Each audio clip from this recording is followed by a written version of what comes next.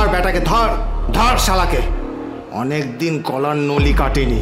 ধর ধর বেটাকে, ধরে নিয়ে আয়।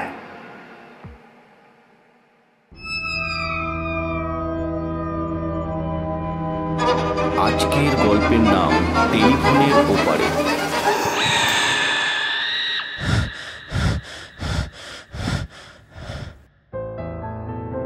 বসের কেবিনে ঝগড়া চলছে। ম্যাডাম খুব উত্তেজিতভাবে কাউকে অপমান করছেন। ম্যাডাম অপমান করছেন এবং সামনে মাথা নিচু করে আদিত্য দাঁড়িয়ে আছে। কতবার বলেছিলাম তোমাকে কাল যাওয়ার আগে ফাইলটা কেবিনে জমা দিয়ে যেতে? কথা শোনো না কেন তোমরা? জানো এই ফাইলটা কতটা প্রাইভেট, অফিসের কতটা প্রাইভেসি জড়িয়ে আছে এটার সঙ্গে। অবশ্য তোমার মতো থার্ড ক্লাস এমপ্লয়ের কাছে কী বা আশা করা যায়? এমনিও তুমি রেগুলার না, তার উপর কোনো কাজ দিলে ঠিকমতো রেসপন্সও করো না। তোমাকে কোম্পানিতে রাখার তো কোনো মানেই হয় না। Sorry mister Aditya, you are fired.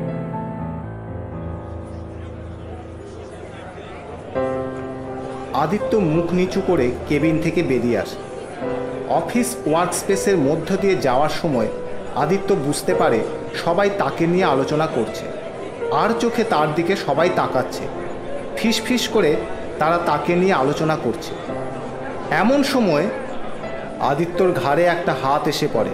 Aditya মুখ ঘুরিয়ে দেখে শ্লোক। শ্লোক বলল, আরে চাপ নিস না ভাই, জানিসই তো প্রাইভেট কোম্পানিতে এসব হয়েই থাকে, আর তোর যা কোয়ালিফিকেশান আরও বেটার কিছু ডিজার্ভ করিস। কথা বলতে বলতে দুজন অফিসের সিঁড়ি দিয়ে নিচে নামতে থাকে।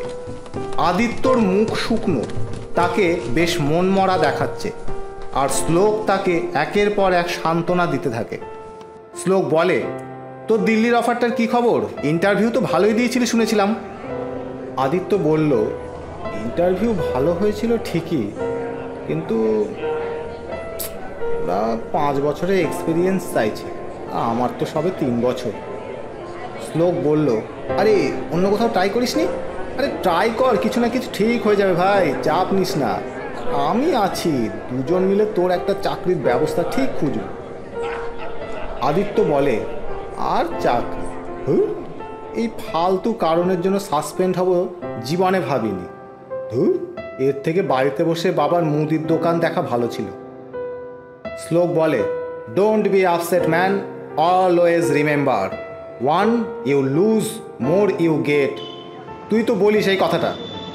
এসব বলতে বলতে দুজন অফিসের বাইরে পার্কিং গ্রাউন্ডের কাছাকাছি চলে আসে। একটু দীর্ঘ নিঃশ্বাস ফেলে আদিত্য বলল, হ্যাঁ বলতাম ঠিকই, কিন্তু এখন মনে হচ্ছে if I loss that is my pause. Shlok বলে, আরে কেন নিজেকে আরও আপসেট করছিস? বললাম না চাপ নিস না, সব ঠিক হয়ে যাবে। এই আজ আয় আমার ফ্ল্যাটে আয়, 2 বন্ধু মিলে বিয়ার খাবো আর একটু মস্তি করব, একদম চাঙ্গা।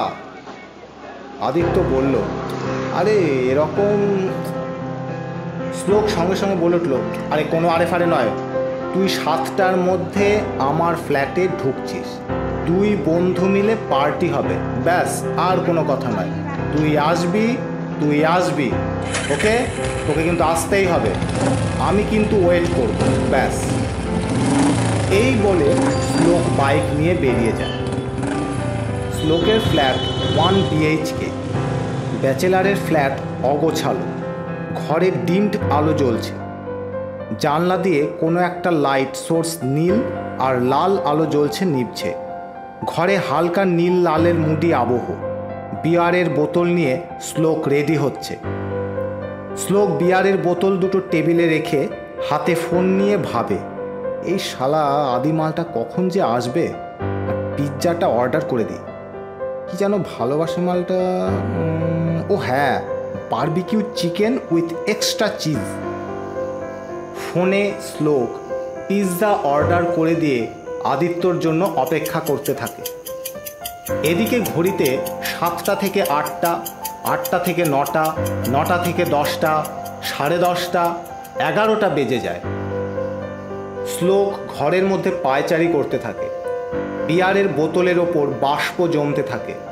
বাইরে থেকে আসা নীল লাল আলোটা এবার স্পষ্ট হয়ে ঘরের মধ্যে বোঝা যেতে থাকে। বারবার ঘড়ি দেখতে থাকে আর মাঝে মধ্যে ব্যালকনিতে গিয়ে সিগারেট খায়।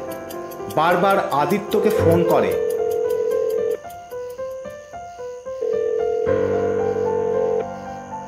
কিন্তু ফোন নট রিচেবল। আবার কখনো সুইচ অফ বলে। এরই মধ্যে হঠাৎ ডোরবেল বেজে ওঠে। শ্লোক এক্সাইটেড হয়ে দরজা খুলে দেখে পিৎজা ডেলিভারি বয়। তার মুখটা আবার অফ হয়ে যায়। সে 250 টাকার পিৎজা কিনে 500 টাকা দেয়। পিৎজা বয় খুচরো ফেরত দিতে গেলে সে মুখের ওপর দড়াম করে দরজা বন্ধ করে দেয়। আবার সে অপেক্ষা করতে থাকে। এতক্ষণ অপেক্ষা করার পর সে নিজেই একটা বিয়ারের বোতল খুলে ফেলে। দেখতে দেখতে একটা বিয়ারের বোতল শেষ, আরেকটা বিয়ারের বোতলও শেষ। শেষে দেখা যায় সে নিজেই সমস্তটা খেয়ে ফেলেছে। এক টুকরো পিৎজা কেবলমাত্র পড়ে আছে। সে সোফার উপর দড়াম করে মাথা দিয়ে শুয়ে ঘুমিয়ে পড়ে। রাত থেকে সকাল হয়, মুখে আলো এসে পড়ে। শ্লোক ধীরে ধীরে চোখ খুলে চোখ কচলাতে থাকে। এই সময় ফোন কল আসে। সে ফোনে দেখে আদিত্য তাকে ফোন করেছে। সঙ্গে সঙ্গে সে ফোনটা রিসিভ করে আদিত্যকে গালাগালি দিতে থাকে। এই শালা গান্ডু, তোকে কতবার বললাম কাল আসার কথা, এলি না কেন রে বান্টু? তোর জন্য পিৎজা অর্ডার দিলাম, এখন ঘুম থেকে উঠে তোর ভাগের পিৎজাটা প্যানে ফ্ল্যাশ করতে যাব? আরে না না, ফ্ল্যাশ করব কেন, বরং প্যাকেটে করে তোকে দিয়ে আসবো।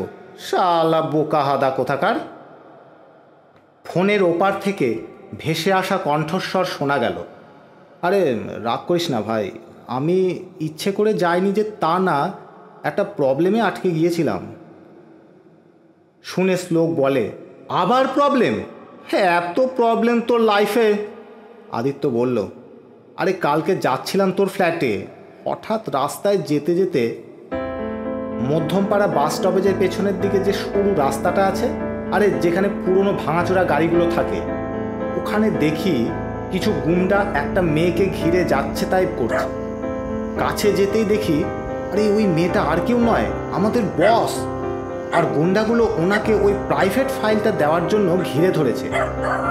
প্রথমজন বলে, ম্যাডাম ভালো চান তো ফাইলটা দিয়ে দিন, বুঝতেই তো পাচ্ছেন এই সন্ধেবেলায় খুন খারাপি হয়ে গেলে আপনারই লস, একবারে পুরোপুরি লাইফ লস।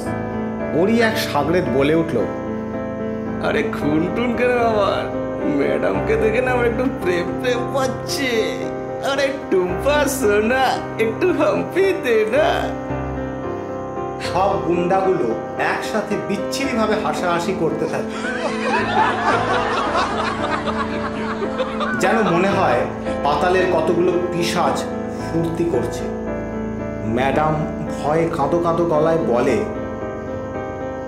কেন তোমরা আমার সাথে এরকম করছো? আমি তো তোমাদের কিছু করিনি। প্লিজ প্লিজ আমাকে যেতে দাও, প্লিজ।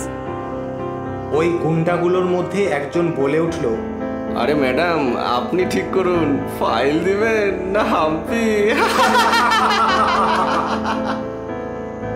এই সময় গালে ভীষণ জোরে একটা বাড়ি লাগে। গুন্ডাটার দুটো দাঁত বাইরে খুলে পড়ে। সে পাল্টি খেয়ে পড়ে যায়। অন্যান্য গুন্ডাগুলো আদিত্যর হঠাৎ আক্রমণে হতভম্ব হয়ে পড়ে। আদিত্য গর্জে উঠে বলে, হাম্পি নয় রে হারামিগুলো, থাবড়া খাবি।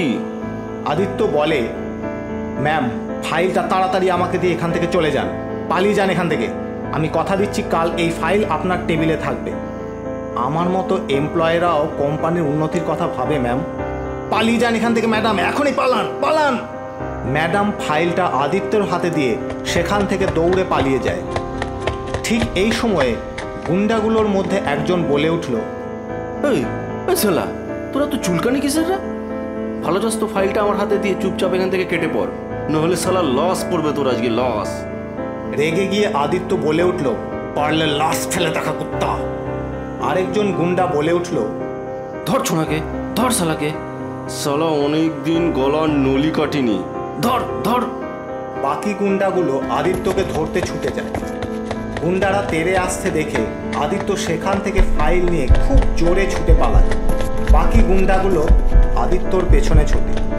আদিত্য এগোলি সেগোলি করতে করতে পৌরসভার নোংরা ফেলা গাড়ির পাশে অন্ধকারে গিয়ে লুকায়। ফাইলটাকে একটা হলুদ প্যাকেটে মুড়িয়ে গাড়ির মধ্যে রেখে দেয়। ইতিমধ্যে গুন্ডাগুলো আদিত্যকে দেখে ফেলে এবং তার দিকে গুন্ডাগুলো ছুটে আসছে দেখে আদিত্য আবার সেখান থেকে ছুটে পালায়।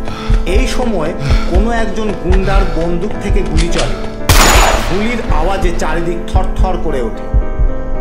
ফোনের ওপার থেকে আদিত্যর স্বর ভেসে উঠল, এবার বুঝলি তো ভাই কেন কাল রাতে যেতে পারিনি? ইচ্ছা করে তো যাইনি এমন নয়, বল? তুই রাগ করে থাকিস না। এসব শুনে ভীষণ অবাক হয়ে শ্লোক বলে, সিরিয়াসলি? কাল রাতে তুই কোম্পানির ফাইল সেভ করেছিস, তাও আবার গুন্ডাদের সাথে লড়াই করে? এই সিরিয়াস বলছিস? আদিত্য বলে, আরে হ্যাঁ রে ভাই, সিরিয়াসলি বলছি। কালকে দৌড়াদৌড়িতে আমার মোবাইলটা কোথাও পড়ে গিয়েছে, তার জন্য সুইচ অফ বলছিল। আমার একটা কাজ সেরে দিতে হবে তোকে। যে ফাইলটা কালকে উদ্ধার করেছিলাম সেটা মধ্যমপাড়া বাস স্টপেজের পেছনে ভাঙাচোরা গাড়িগুলো যেখানে পড়ে থাকে তারই পাশে দেখবি একটা ডাস্টবিন রয়েছে। সেই ডাস্টবিনেই হলুদ প্যাকেটে মুড়ে ফাইলটা রাখা আছে। তুই আজকে মানে এখনই সকালবেলায় অফিস যাওয়ার আগে এই কাজটা করে দে ভাই। কথা দে এই কাজটা করে দিবি, প্লিজ ভাই, করে দিস কাজটা প্লিজ। শ্লোক বলে, আরে ভাই তুই কোথায়?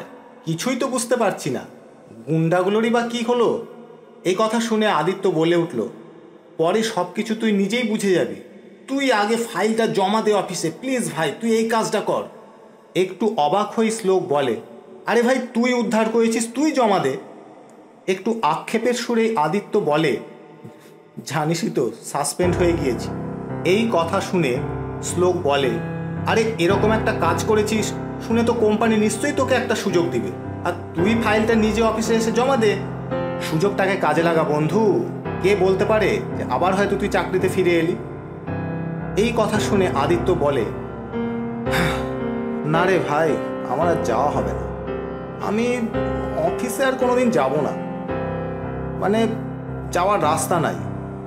তুই আজকে অবশ্যই কিন্তু ফাইলটা কালেক্ট করে অফিসে জমা দে। এই কথাটা কিন্তু তুই দিয়েছিস আমাকে শ্লোক, তুই কাজটা ভাই প্লিজ করে দে আমার জন্যে। আরে আদি শোন, আরে ভাই শোন। ফোন কেটে যায়।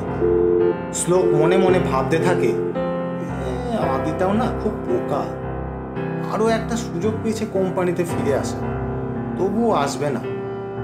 সত্যি মালটা একবারে হাঁদারাম, বেচারা। এই বলে সে সোফার উপর উঠে বসে আড়িমুড়ি ভাঙে। দেখি স্নান করতে যেতে হবে। এই ভেবে সে সোফা থেকে উঠতে যাবে, এমন সময় আবার ফোনটা বেজে ওঠে। ফোনে দেখে সৌমক ফোন করেছে। সে ফোনটা রিসিভ করে। সৌমক হন্তদন্ত হয়ে বলে, আরে ভাই তুই কোথায়? বারবার ফোন করছি, বিজি বলছে, কোথায় আছিস তুই? শ্লোক বলল, কেন কি হয়েছে সাত সকালে? সৌমক বলে, ভাই তুই যেখানেই আছিস এখনই আয়। কাল রাতে কিছু দুষ্কৃতী আদিত্যকে গুলি করেছে। ও আর নাই, আদি আর নাই। আমি তো বিশ্বাসই করতে পারছি না শ্লোক। খানিকটা ভয়ার্থ কণ্ঠে শ্লোক বলে উঠল, কি সব উল্টোপাল্টা বকছিস? কি বলছিস এসব পাগলের মতো? সৌমক বলে, আমি উল্টোপাল্টা বকছি না রে ভাই, ও সত্যি আর নাই। তুই তাড়াতাড়ি আয় ভাই, তুই তাড়াতাড়ি আয়। তুই। ফোন কেটে যায়। শ্লোক ফোনে একটু আগে আদিত্যর নাম্বারে কল হিস্ট্রি চেক করে। সেখানে দেখে কল 2 মিনিট এগো, আর লাস্ট কল হিস্ট্রিটার লেখাটা ফোন থেকে যেন ধুলো হয়ে বাতাসে উবে যায়। শ্লোক যেন কোনো করুণ কণ্ঠস্বর শুনতে পায়, না রে ভাই, আমার আর যাওয়া হবে না। আমি অফিসে আর কোনোদিনও যেতে পারো। তুই কিন্তু কথা দিয়েছিস শ্লোক, তুই কিন্তু কথা দিয়েছিস।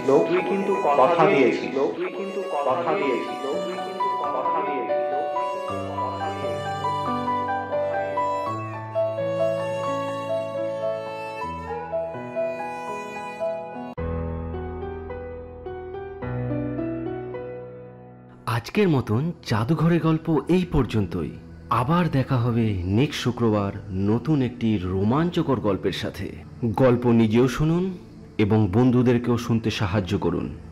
দয়া করে চ্যানেলটিকে সাবস্ক্রাইব করুন এবং বেল আইকনটিকে প্রেস করতে ভুলবেন না। ভালো থাকবেন। শুভরাত্রি।